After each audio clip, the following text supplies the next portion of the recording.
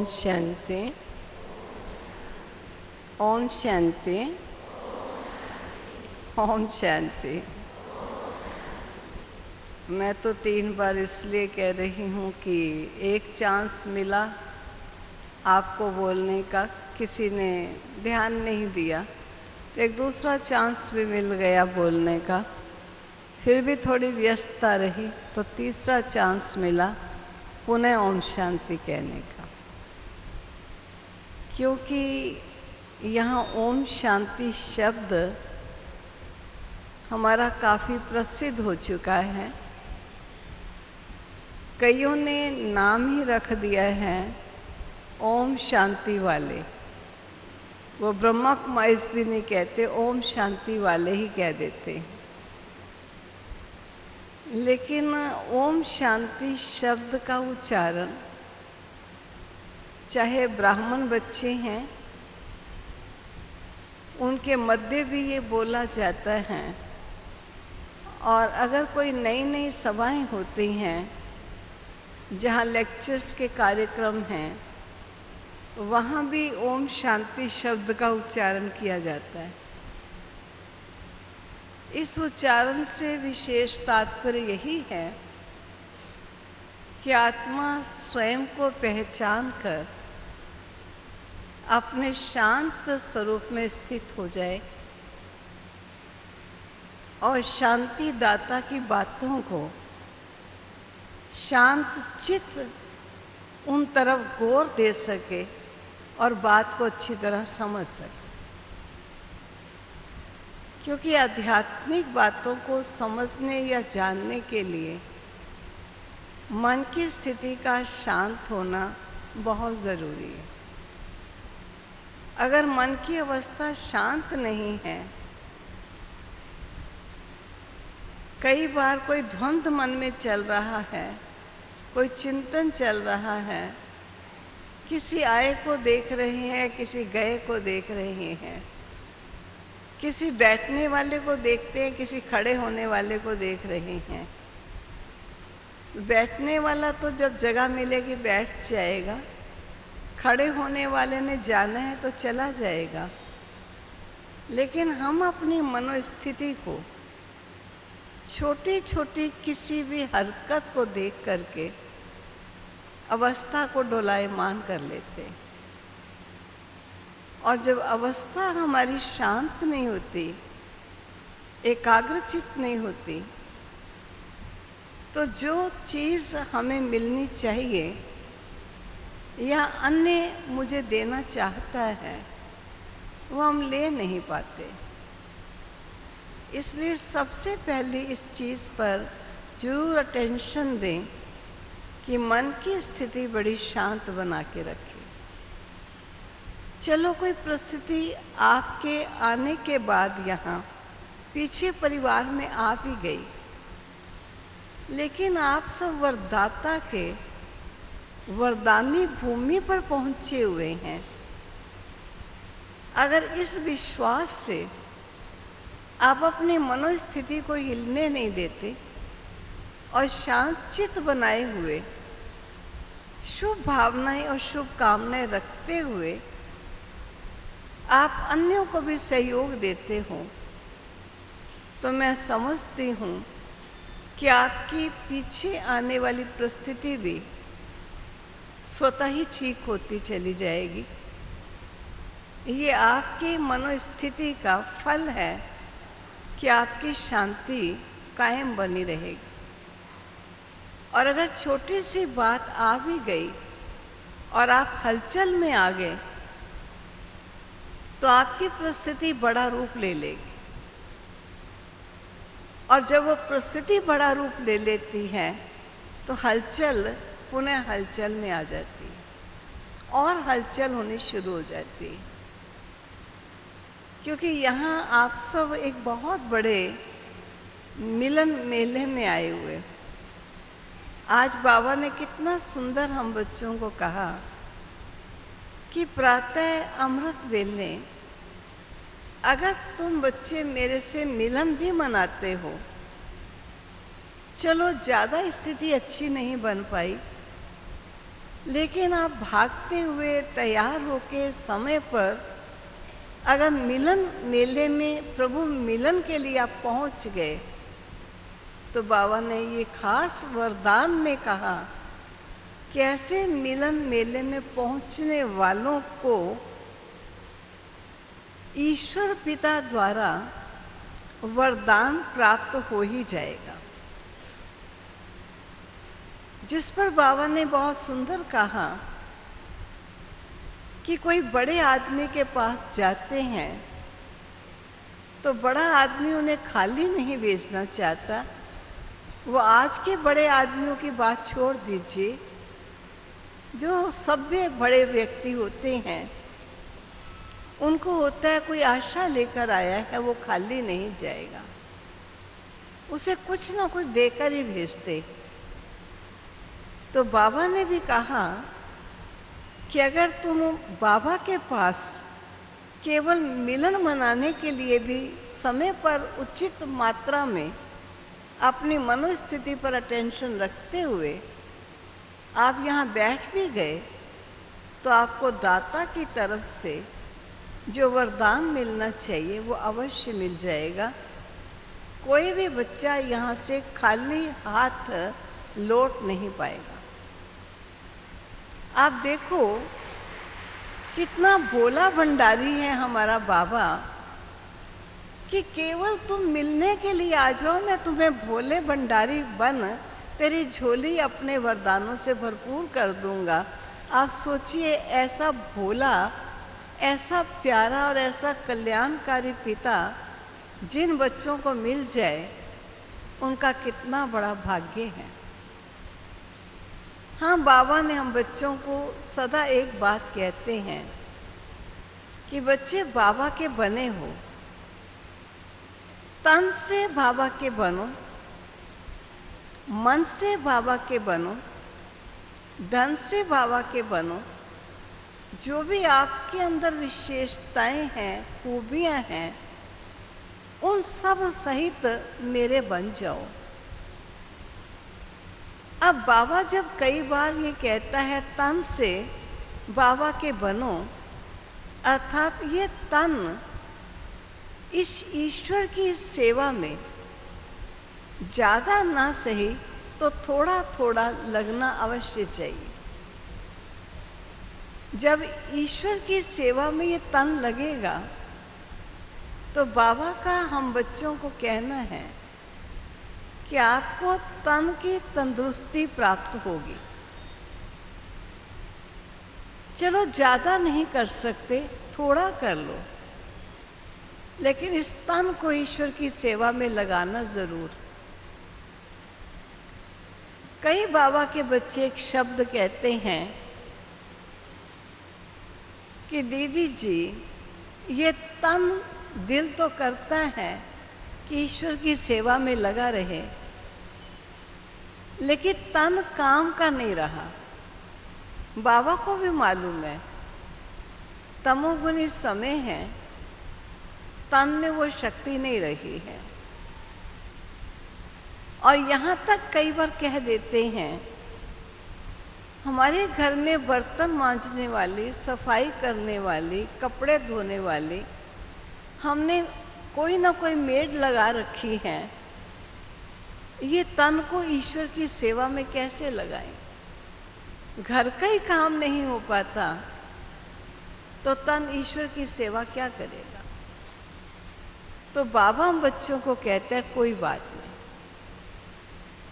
अगर आपका तन नहीं चलता है और काम नहीं कर सकता है तो चिंता या सोच नहीं करना।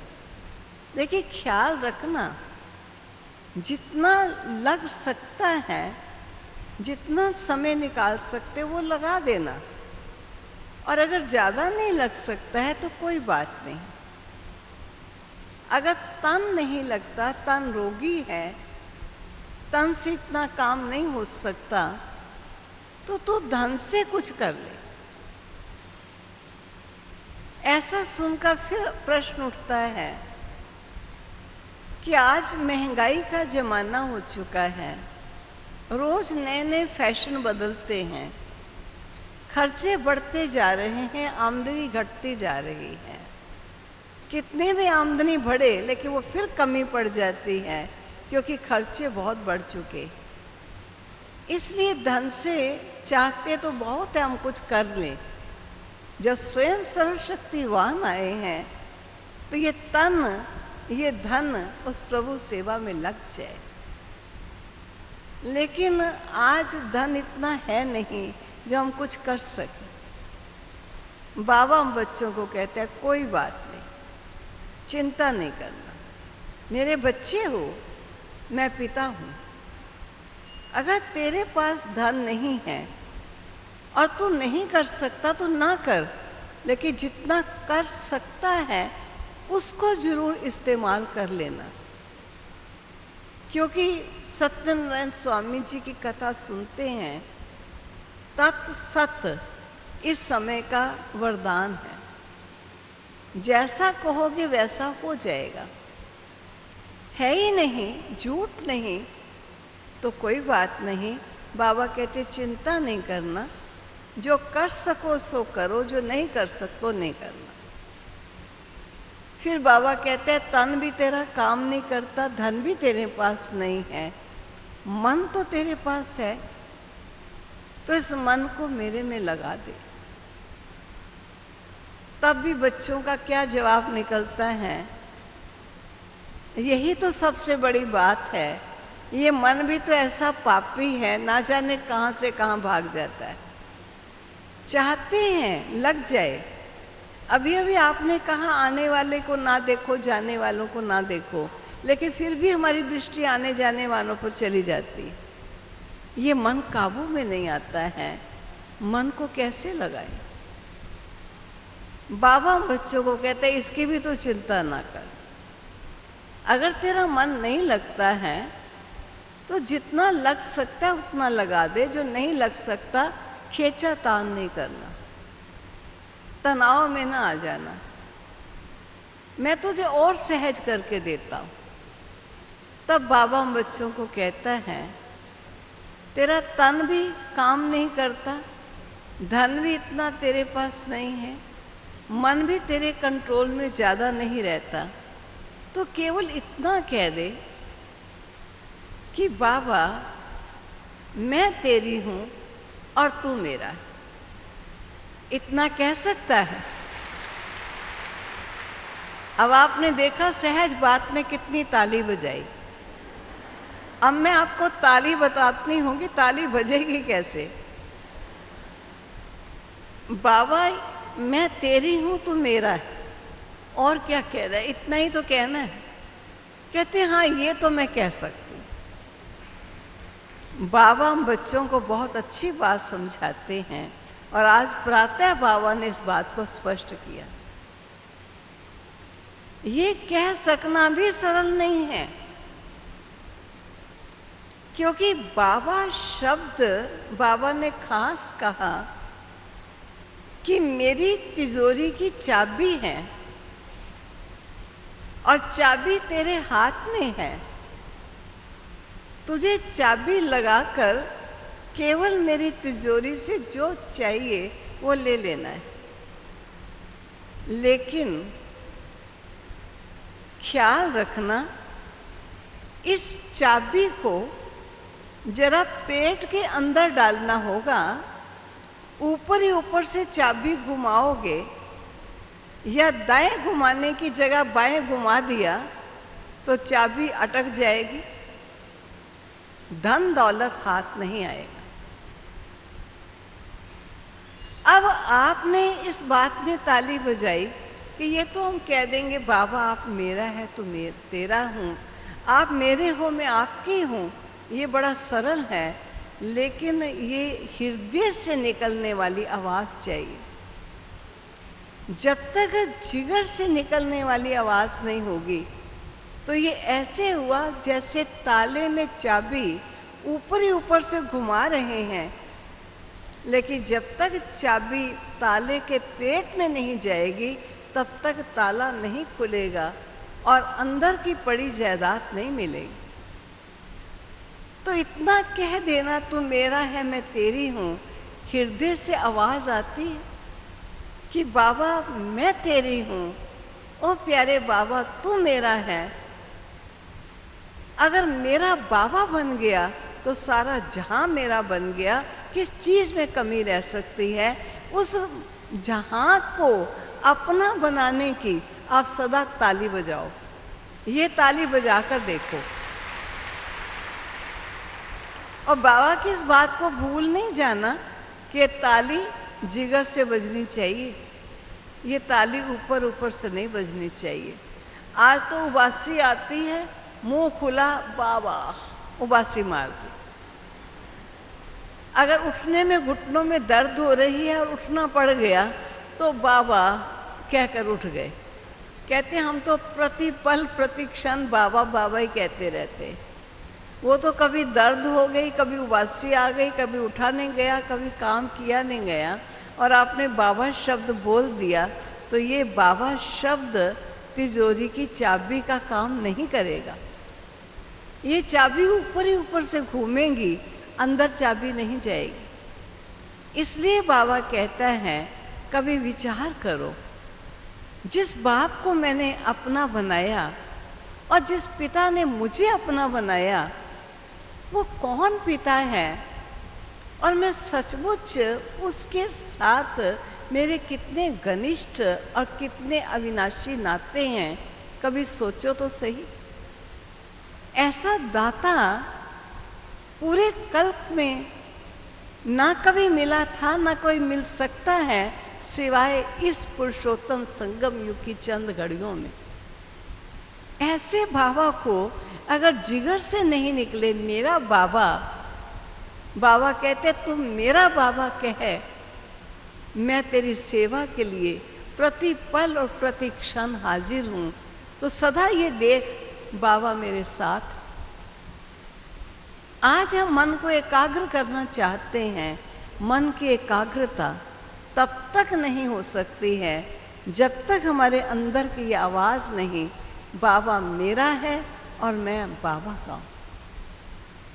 हर कर्म करने के निमित्त मैं हूं, लेकिन मेरे कर्म का साथी, सहारा और सहयोग एक प्यारा बाबा है और कुछ नहीं है। ऐसा अंदर से आवाज आए, ऐसी आंतरिक भावनाएं हों जो भगवान तक पहुंचे। मैं देखती हूं मनुष्य के मन की भावनाएं क्या नहीं कर सकती, और संकल्पों की दृढ़ता। एक बाबा मेरा है, ये संकल्प की दृढ़ता। बाबा कहते हैं बाबा को उसी सेकंड तेरे सामने हाजिर होना ही पड़ेगा, क्योंकि तुमने बाबा को मेरा बाबा कह दिया। जिस पर मैं आपको एग्जाम्पल देती हूं, जब अपनी आदरणीय दादी जानकी जी लंदन में थे, तो उस समय का आप सब ने, बहुतों ने सुना होगा, बहुत शायद ना भी सुना हो, कि जब एक वो व्यक्ति जिसने अपने मन के संकल्पों को इतना एकाग्र करना सीख लिया और इतना दृढ़ बनाना सीख लिया, तो वो दादी जी के साथ उसका एक हॉल में प्रोग्राम था, और प्रोग्राम से पूर्व दादी जी के पास आया और मिला। तो ये कहा दादी ने कि आप अपने संकल्पों की बात करना जो कर सकते हो, मुझे जो ईश्वर ने संकल्प दिया है शांति, प्रेम और शक्ति को प्राप्त कर प्रभु से सर्व आत्माओं को ये वाइब्रेशंस देना, वो मैं करूंगी। तो दादी का और उस व्यक्ति दोनों का एक ही मंच पर कार्यक्रम था। तो मैं उसके संकल्प की बात सुनाती हूं कि उनके संकल्पों की दृढ़ता क्या नहीं कर सकती। तो उसने अपने हाथ में कुछ मूंग की दाल के दाने रख लिए और कुछ बच्चों को बुलाया सभा में से कि आओ बच्चे यहां आओ, और मैं भी कहूंगा इन दानों को कि ग्रो, उग जाओ। इंग्लिश में बोलेगा उग जाओ, और जैसे मैं बोलूं ऐसे तुम भी बोलो, उग जाओ, और ये दाने उग जाएंगे। ये उसके अंदर के दृढ़ संकल्पों की दृढ़ता थी। और रियली वहां की वीडियो सब जगहों पर आई थी और हमने अपनी आंखों से देखा कि वो मूंग के दाने हाथ में रखे हैं और बड़ी दृढ़ता से एकाग्र होकर उन पर बोल रहा है, ग्रो ग्रो। और सारे बच्चे ऐसे ही बोल रहे हैं और ये फाइनल उम्मीद है सब बच्चों को भी कि उग जाएंगे। और उसके 2-3 बार कहने के बाद वो बहुत सुंदर दृश्य था कि वो मूंग के दाने धीरे धीरे उनमें से फूटना शुरू हुआ और थोड़ा थोड़ा उगने शुरू हो गए। ये हाथ में पकड़े हुए दाने, उनका ये परिणाम हुआ। और सारी सभा में उसने पहले भी दाने दिखाए और उगने के बाद भी दाने दिखाए। फिर उसने कहा सभा में, कोई मुझे अपनी कार की चाबी दे दो, मैं इस संकल्प से आपकी चाबी को टेढ़ी कर दूंगा। सभी देने के लिए डरने लगे कि घर वापस जाना है हमने, या चाबी टेढ़ी करा के बैठ जाना है। जब ये दाल के दाने उगा सकता है तो ये हमारी चाबी को भी टेढ़ी कर सकता है। तो कहा मैं टेढ़ी भी कर दूंगा, फिर सीधी भी कर दूंगा। तो किसी की चाबी ली और चाबी लेके उसने केवल ऐसे ही देख रहा है बड़ी तेजी से, और यही दृढ़ता है कि ये टेढ़ी हो जाएगी। और वो धीरे धीरे चाबी सीधी थी, वो ऐसे ऐसे होने लगी, थोड़ी थोड़ी मुड़ने लगी और रियली वो चाबी काफी टेढ़ी हो गई। एक चम्मच भी ऐसा किया। ये मैं आपको क्यों सुना रही हूं कि आज मनुष्य अपने संकल्पों को एकाग्र करते हैं और एकाग्र करके वो किसी चीज पर अपनी उस एकाग्रता की शक्ति का प्रयोग करते हैं और पब्लिक में वो प्रयोग उनकी एडवर्टीजमेंट का साधन बन जाता है कि कमाल है इनके संकल्पों की दृढ़ता और एकाग्रता। जिन संकल्पों की एकाग्रता से इन्होंने एक दानों को उगा दिया, चाबी सीधी को टेढ़ा कर दिया, चम्मच सीधे को टेढ़ा कर दिया। लेकिन जब दादी जी बैठे तो दादी जी ने सारे सभा में शांति की अनुभूति क्या होती है, आनंद की अनुभूति क्या होती है, दादी जी ने थोड़ा क्षण उन शब्दों से, शांति के शब्दों को लेते हुए थोड़ा सा स्पष्ट किया और स्पष्ट करके सबको शांति में बिठाया। सारी सभा में पिन ड्रॉप साइलेंस थी, इतनी शांति थी सारी सभा में। और लोगों ने अनुभव सुनाया कि आज हमने बहुत शांति का इस सभा में अनुभव किया। चलो मूंग के दाने उग भी गए, चाबी टेढ़ी हो भी गई, लेकिन मनुष्य आत्माओं को प्राप्ति क्या हुई? ये तो चमत्कार भी है और एकाग्रता की शक्ति का प्रभाव भी है।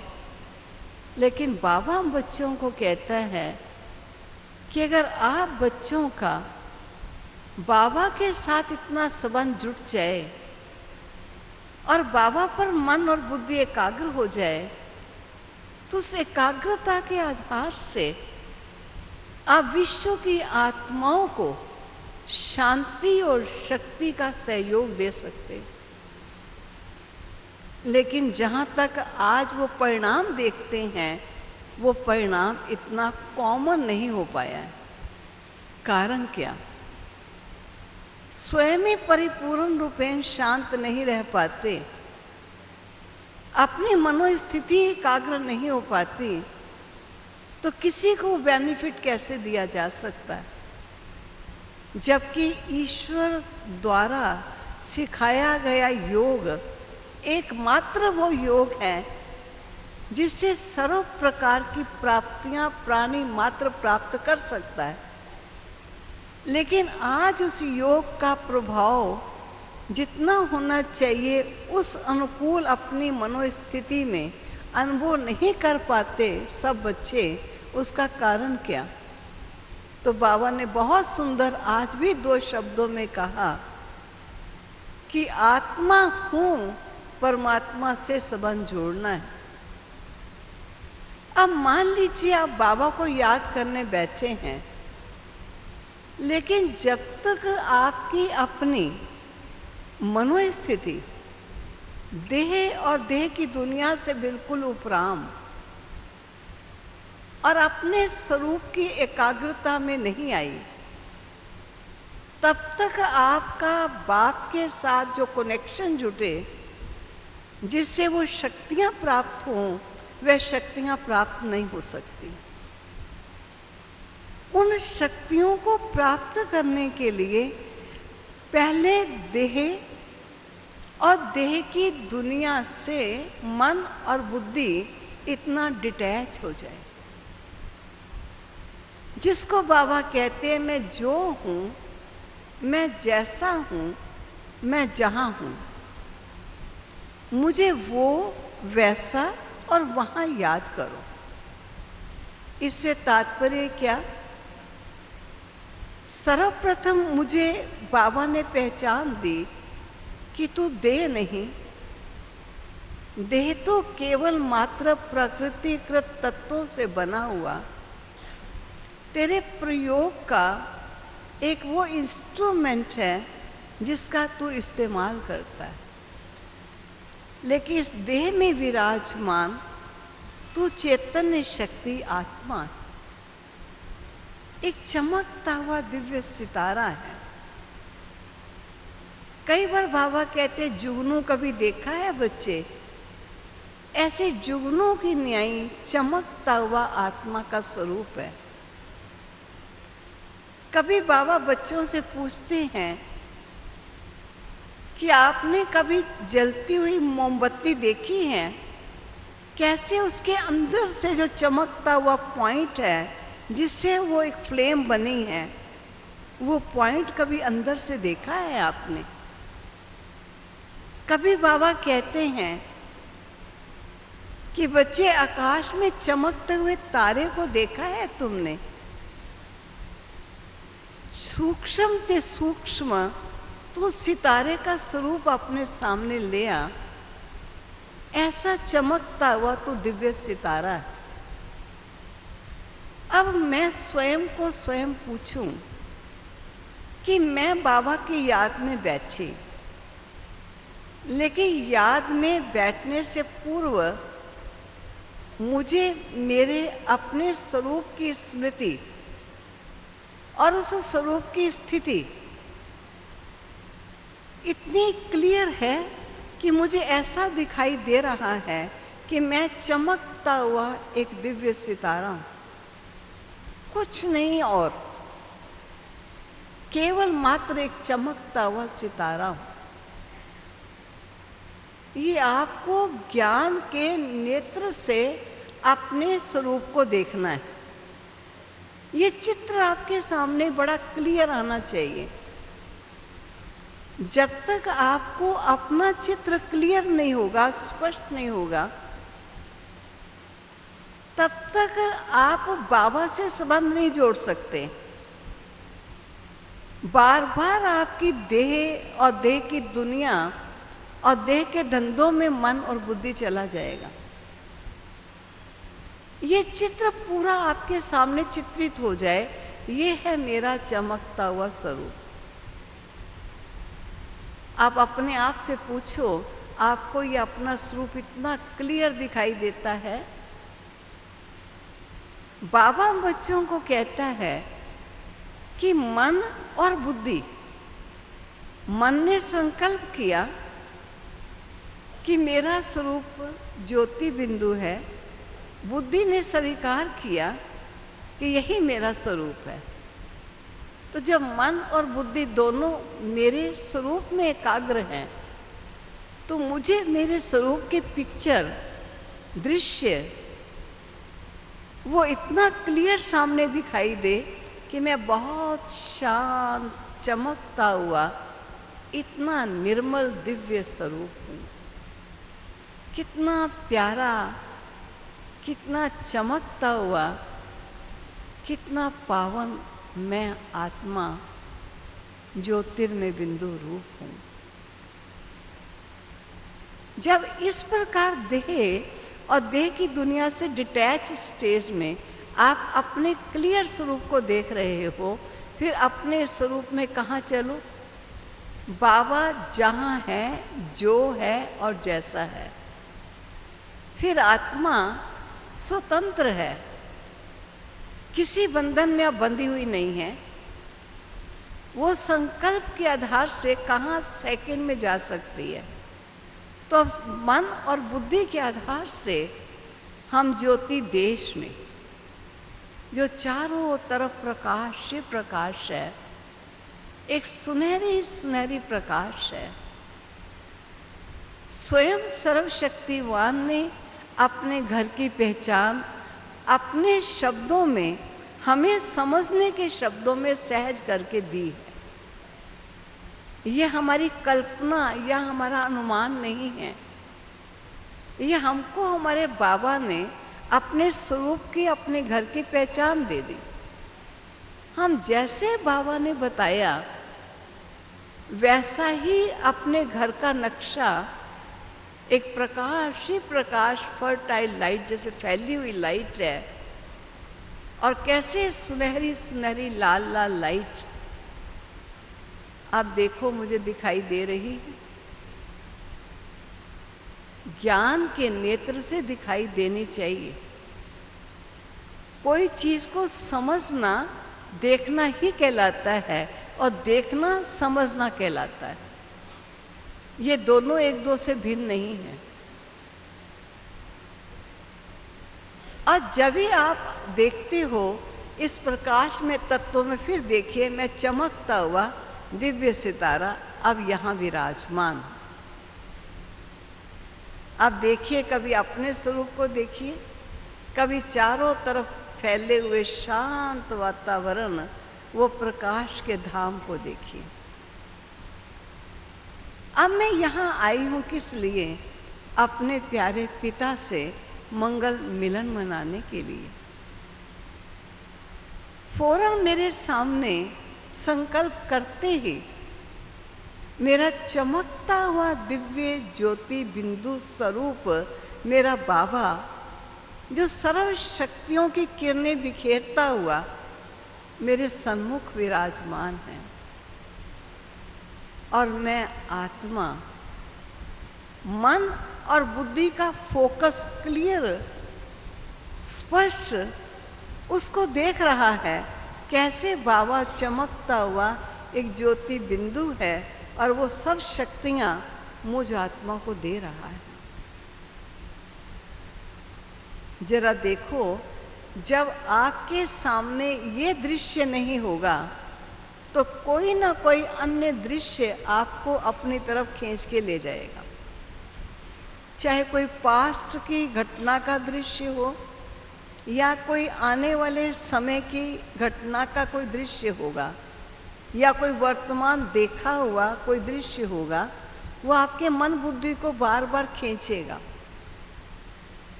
अगर आपका मन और बुद्धि क्लियर अपने स्वरूप को देखता हुआ अपने उस ज्योति देश में, शांत देश में बैठा है, और सामने ज्योति बिंदु प्यारे बाबा को देख रहा है, वो ऐसे ही नहीं देख रहा, उसे मालूम है कि ये मुझ आत्मा का अजर अमर अविनाशी पिता है, जिसके साथ मेरे संबंध थे, हैं और रहेंगे। ऐसा मेरा अविनाशी, सर्व प्राप्तियों को प्राप्त कराने वाला ये मेरा पिता है।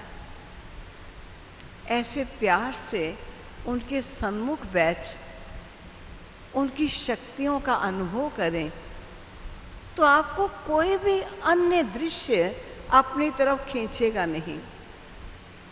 और वो जो शक्तियां बाबा से आपको मिलेंगी, उन शक्तियों के आधार से जो आपके अंदर कमियां या कमजोरियां हैं, वो धीरे धीरे स्वतः ही ठीक होती चली जाएंगी। और जब वो कमियां और कमजोरियां ठीक होती चली जाएंगी, आपका लगन, आपका प्यार, आपका झुकाव उस सर्वशक्तिवान की तरफ बढ़ता चला जाए। वो कहने की आवश्यकता नहीं पड़ेगी कि कुछ समय निकालकर योग लगाओ या थोड़ा अपना समय ईश्वर को देने का अभ्यास बढ़ाओ। ये कहना तब तक पड़ता है जब तक आत्माओं ने अनुभव नहीं कर लिया, और जब वो अनुभव कर लेती है उससे वो अनुभव छूट नहीं पाता। हमको याद आता है जब हम अपने साकार बाबा के साथ बैठते थे, कोई ऐसी भी बात हो जाती थी जिसमें सब हंसने लगते थे, तो बाबा भी बच्चों के साथ हंसते थे, लेकिन एक सेकंड में पुनः बाबा जैसे उसी खुशी और उसी सर्वशक्तिवान की स्मृति की स्थिति में एकदम स्थिर हो जाते थे। हम बच्चों को उस हंसी को रोकने में टाइम लग जाता था, लेकिन बाबा एक सेकंड में अपनी उसी स्थिति में, जिसको ऐसा लगता था कि एक सेकंड के लिए भी बाबा से जुदा नहीं होना चाहता, एक सेकंड भी उससे अलग नहीं होना चाहता। सेकंड के लिए बातचीत में हंसा, लेकिन सेकंड में स्टॉप दिया, फिर जैसे बाबा के साथ है, क्योंकि उसको वो रसना आ चुकी थी, वो रसना उससे छूट नहीं पा रही थी। आज हम बच्चों को बार बार अपने को चेतावनी देनी पड़ती है या अन्य हमको चेतावनी देते हैं, क्योंकि वो अनुभव परिपूर्ण रूपेण किया नहीं। और बाबा कहता है अगर ऐसे बच्चे बाप के संबंध में आ जाएं तो उनके संस्कारों में परिवर्तन आ जाएगा। आज वो जो संस्कार हैं पुराने, समय प्रति समय जागृत होते हैं, इसका मतलब है कि वो भस्म नहीं हुए, रिप्लेस नहीं हुए बाबा के दिव्य संस्कारों से। वो संस्कार परिवर्तित नहीं हुए, लेकिन थोड़े दबे हुए और मौका देकर फिर उदय हो जाते हैं। इसलिए बाबा कहता है कि विश्व की आत्माओं को संदेश फैलने में टाइम नहीं लगने वाला बच्चे, केवल मात्र आप बच्चों के संपन्न स्थिति के अनुभव के लिए सारी विश्व की आत्माएं इंतजार में हैं और स्वयं भगवान भी तुम्हारे इंतजार में है। कब मेरे बच्चे इस संपन्नता का एक्सपीरियंस करेंगे? और अनुभव को किसी प्राणी तक पहुंचाना बड़ा सहज है, क्योंकि अनुभव के आधार से अनुभव सहज हो जाता है, शब्दों के आधार से नहीं हो पाता है। इसलिए बाबा कई बार अपने सन्मुख बच्चों को बिठाकर उन्हें योग की ड्रिल कराता था, ताकि समानता का एक्सपीरियंस बच्चे अपने जीवन में कर सकें। तो मैं देखती हूं कि एकाग्रता का मतलब क्या है। एक की तरफ ध्यान, बाकी सब तरफ से उपराम। अगर एक की तरफ ध्यान है बाकी तरफ से परिपूर्ण रूपेण उपराम नहीं, बीच बीच में बुद्धि जाती है, तो ये एकाग्रता नहीं। हाँ, बाबा ने कहा था कि याद एक पारे मिसल है, एक पारे को भी हाथ में रखोगे तो टिकता नहीं है, बड़ा ऐसे हो जाता है। लेकिन जिन्होंने पारे को पकड़ने का प्रयत्न किया, उन्होंने पारे को इकट्ठा करके पारे का शिवलिंग बना डाला। हरिद्वार में एक बार शिवलिंग पारे का बनाया, जिसका इंदिरा गांधी उस समय उद्घाटन करने के लिए गई। एक तरफ कहते हैं पारा टिकता नहीं, लेकिन टिकाने वालों ने उसका एक शिवलिंग बना डाला। बाबा भी हम बच्चों को कहते हैं याद पारे मिसल है, लेकिन बच्चे अगर बाप के साथ संबंध और स्नेह है और आत्मा अपने स्वरूप और स्वमान में है, तो उस पारे को भी ऐसे पकड़ लेती है जैसे कि वो फिसलना नहीं, लेकिन वो चुंबकीय है, वो उसके बिना अलग उससे हट ही नहीं सकता। ऐसे बाबा के साथ हमारी प्रीत या हमारा प्यार होना चाहिए। ये हम अपने आप से देखें, क्योंकि अभी संगठन में आप सब आए हैं, तो संगठन कई बार एक सेंटर से 10 माताएं, 5 माताएं, 2, 10, 20 तो आपस में मिलते हैं, जुलते हैं, गप्पे मारते हैं, बातचीत करते हैं, कई खरीदारी करते हैं। ये तो सारा जीवन हमने किया, और यहां से जाने के बाद फिर भी ये कुछ करोगे। लेकिन यहां जो आप आए हैं, बार बार बाबा के सम्मुख जाओ और बाबा मुझे आपका सामीप्य प्राप्त होना चाहिए, मैं आपके मिलन मनाने के लिए बाबा यहां आई हूं। जब बाबा ने कहा कि तो अमृत वेले मेरे मिलन मनाने आ जाएंगे, तो बच्चे मैं तुझे वरदान दूंगा, और अगर आप यहां पर 3, 4, 5 दिन के लिए अपने घर परिवार का काम काज छोड़कर आप यहां आए और आप बाबा को कहते हो बाबा मैं आ गई, अब मुझे केवल आपके अलावा अपने इस बुद्धि के योग को कहीं नहीं जाने देना, अब इस बुद्धि को आप मुझे पकड़ के रखना बाबा, मैं आपको पकड़ूंगी, आप मुझे पकड़ना। ऐसा बाबा के साथ संकल्पों की दृढ़ता होनी तो चाहिए, तब तो बाप पकड़ के रखेगा। जब कि आप आए और ठीक है, आए हैं भट्टी करने के लिए, जो मिलेगा अच्छा ही मिलेगा, जितना मिल गया इतना ही काफी है। नहीं, हम ब्राह्मण थोड़े में राजी होने वाले नहीं हैं, हम मालिक के बालक हैं। जब तक हम मालिक की पूरी जायदाद न ले लें, तब तक हम संतुष्ट नहीं हो सकते। असंतुष्ट नहीं, लेकिन पुरुषार्थ लगातार हमारा चलता रहेगा। इसलिए बाबा हम बच्चों को कहता है, दुनिया वाले किसी भी एक पॉइंट पर अपने मन को एकाग्र करके कई सिद्धियां प्राप्त कर लेते। पहले ऋषि मुनियों की गाथाएं आती थी कि किसी भी पॉइंट पर उन्होंने सिद्धि प्राप्त की, जिसको देखते थे अगर उसे भस्म करने की उनकी मनोवृत्ति होती थी तो उनकी दृष्टि उसको भस्म कर देती थी। अगर किसी को रुलाने की स्मृति होती थी तो रुला देती थी, हंसाने की वृत्ति होती थी हंसा देती थी, क्योंकि उन्होंने संकल्पों को इतना एकाग्र किया था और अपने जिस इष्ट को इष्ट माना उस पर मन एकाग्र करके ये सिद्धियां प्राप्त की। बाबा बच्चों को कहता है, दुनिया में तो कई सिद्धियां प्राप्त कर रहे हैं और हम सब देखते हैं, कोई कहते हैं सूरज पर आप एकाग्रता लाएंगे तो आपको तीनों कालों की नॉलेज हो जाएगी। कोई कहते हैं नासिका के अग्रभाग की तरफ एकाग्र करो तो ये प्राप्त होगा, आप नाभि पर ध्यान एकाग्र करो तो ये प्राप्त होगा, आप कैंडल की फ्लेम पर एकाग्र करो तो ये प्राप्त होगा। बाबा बच्चों को कहता है कि स्थूल चीजों पर एकाग्र करके वो कितनी प्रकार की सिद्धियां प्राप्त कर लेते हैं, और तुम बच्चे स्वयं सर्वशक्तिवान पर अपना मन एकाग्र करें तो क्या तुम्हें सर्व सिद्धियां, नवनिधियां ये सब प्राप्त नहीं हो सकती? बच्चे, तुम्हें सब कुछ प्राप्त हो सकता है, लेकिन हमें प्राप्त क्या करना है? हमें ये सिद्धियां प्राप्त नहीं करनी, लेकिन ईश्वर के गुण, ईश्वर की शक्तियां और प्रभु प्राप्तियां जो जीवन में चाहिए, वो हम ईश्वरीय प्राप्तियों को प्राप्त करने के लिए अपने बाबा पर मन और बुद्धि को एकाग्र करते, जिससे हमको सर्व प्रकार की प्राप्तियां प्राप्त हो सकती हैं। किसी प्रकार का खजाना शेष नहीं रह जाएगा, ये ऐसे होना चाहिए, ऐसे होता नहीं, ऐसा हो जाए तो कितना अच्छा है, पता नहीं ये क्यों नहीं हो पा रहा। बाबा कहते हैं क्या छोटे छोटे शब्द बाबा सुनता है।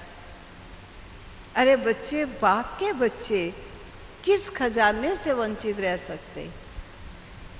दाता पर मन को एकाग्र करो। हम किसी प्रकार के, जैसे कहते हैं कि बहुत मनुष्य किसी सिद्धि को प्राप्त करता है तो सब तक अपनी सिद्धि का वर्णन करता है। हमको बाबा कहता है, अगर कोई थोड़ी बहुत आपको सिद्धि प्राप्त होती भी है तो ख्याल रखना, करामत कैर खुदाई है, करामात नहीं दिखाना। ये तो ईश्वर की प्राप्तियों को प्राप्त कर जन जन को उन प्राप्तियों से लाभान्वित करना, जिसका मैं कई बार एग्जाम्पल सुनाती हूं अपने आदरणीय दादी जानकी जी का ही, कि एक बार लंदन में सतगुरुवार का दिन था और दादी जी सबको अमृत जो भोग में रखा था जल, वो सबको अमृत पिला रहे थे और ऐसे ही वो लोटी पास रख के बैठे हुए थे। तो कहा अचानक एक युगल वहां आए। वो युगल थे, कभी वो ज्ञान में चले थे लेकिन माया का मुकाबला ना कर सकने के कारण उन्होंने शादी कर ली थी और वो दादी जी से मिलने के लिए बहुत वर्षों के बाद आए। तो दादी जी को मालूम था कि इनका एक बेटा भी है। तो दादी ने कहा कि तुम आए हो लेकिन बेटे को क्यों नहीं लाए, क्योंकि संकोच तो आ सकता है। लेकिन दादी ने उनके संकोच को हटाने के लिए कहा कि आप आए, आप बेटे को क्यों नहीं लाए।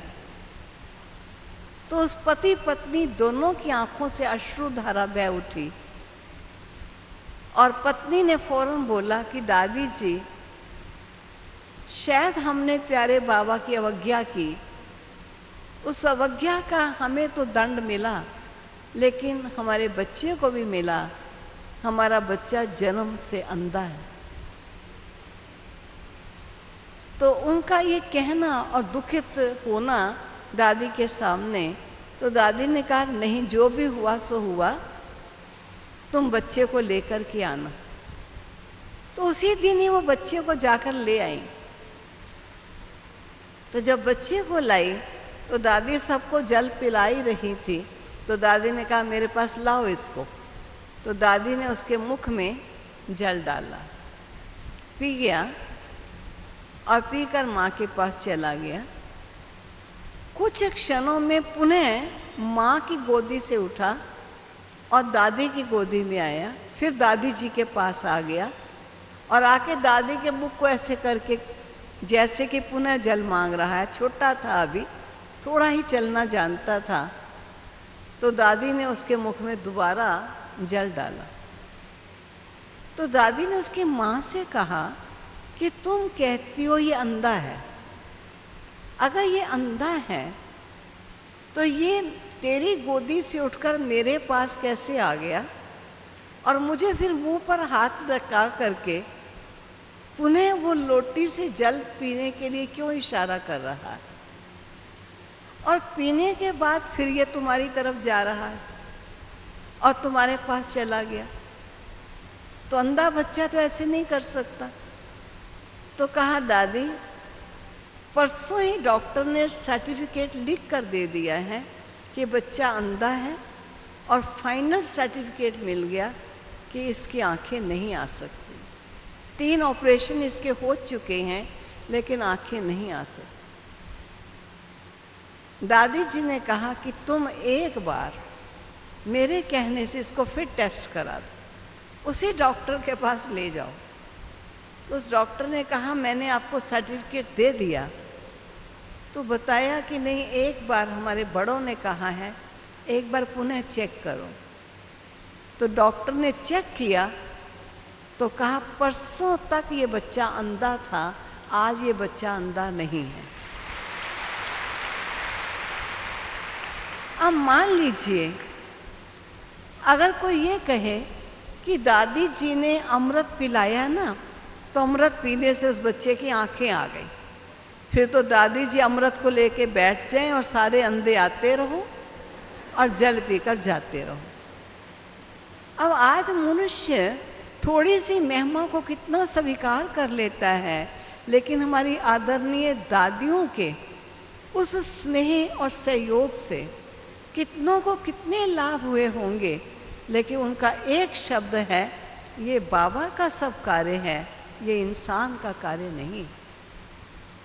मानो उस बच्चे की भोगना का पीरियड पूरा होने का समय आ गया था। और जब उसके भोगना का पीरियड पूरा होने का टाइम आया तो एक कोइंसिडेंट था कि माँ बाप का बच्चे को लेकर आना और उस दिन का सतगुरुवार होना और बच्चे को जल पिलाना, ये केवल मात्र एक कोइंसिडेंट, एक अकस्मात की घटना है। ये कोई ऐसा नहीं है कि दादी जी ने जल पिलाया तो उससे उसकी आंखें आ गई। क्योंकि हमको याद है जब वो जन्मदिन मनाता था, जब छोटा था, तो मुझे इस बात का मालूम है कि कहता था दादी जब आएंगे तभी जन्मदिन मनाऊंगा। और कुछ बड़ा हो गया हुआ था, जब मैं लंदन में गई तो उसकी माँ ने कहा दीदी यही बच्चा था जो अंधा हो गया था। मैंने कहा अभी इसको नहीं कहो, अभी इसको कॉन्शियस आएगी कि मैं अंधा था, अभी कहना ठीक नहीं लगता है। लेकिन इस प्रकार की कोई सिद्धि को हम स्वीकार कर लें कि ये मेरे पिलाने से या मेरे कहने से या मेरे करने से हुआ, नहीं, ना कहने से ना करने से हुआ, लेकिन हर आत्मा का कर्मों का हिसाब किताब होता है। और ठीक है, हिसाब किताब चूक तो किसी कारण से होता है। मान लीजिए मैंने 20 दिन योग किया और मैं योग वैसे करती नहीं थी इतना, लेकिन मुझे कहा कि आप 20-21 दिन योग करो, शायद ये चीज ठीक हो जाएगी। और 20 दिन योग करने से ठीक हो गया। तो मैं क्या कहती हूं, तुम 20 दिन योग करो, मेरा काम ठीक हो गया था, तेरा भी हो जाएगा। अगर उसका नहीं हुआ तो कहेंगे ये लोग झूठ बोलते हैं, इनका हो गया, मेरा क्यों नहीं हुआ। और मैं कहूं कि मैंने इसको कहा था 20 दिन में ठीक हो जाएगा, इसलिए मैं तो पीर बन गई। नहीं, मैं पीर फकीर नहीं बन सकती हूं। ये तो हर एक के कर्म का खाता है। कहते हैं किसी एक के लिए वो कहावत से सुनाते हैं कि वो पंजाबी में शायद बोलते थे कि रोटियां गिन के पीरी पाई मनो, और अब चिद्दे तेरी वारी आई। एक बोल है ये, क्योंकि एक बच्चा था, वो अपने घर में था, तो तंदूर में कोई रोटी बनाता है तो वो बार बार ऐसे करता है और फिर लगाता है। तो वो दूर बैठा हुआ गिनता रहा, कितनी बार ऐसे किया, कितनी बार ऐसे हुआ। तो उसने अपनी माँ को कह दिया कि 10 बार इन्होंने 10 रोटियां बनाई हैं। तो माँ ने कहा कैसे बनाई, तुम इतनी दूर बैठे, तुम कैसे जान गया 10 रोटी बनाई। कहा तुम जाके पूछ लो। और सचमुच पूछा तो उसने 10 ही रोटियां बनाई। तो सारे शहर में फैल गया, कह रहे उसका बेटा तो पीर बन गया, और वो तो घर बैठे दूसरे की कितनी रोटी बनी है वो बता देता है। तो कहते हैं एक बार उस पीर की आवाज फैल गई, और राजाओं के पहले राज्य छोटे छोटे होते थे, तो राजा ने कहा मेरे देश में एक पीर बन जाए जो घर बैठे दूसरे की रोटियां बता दे।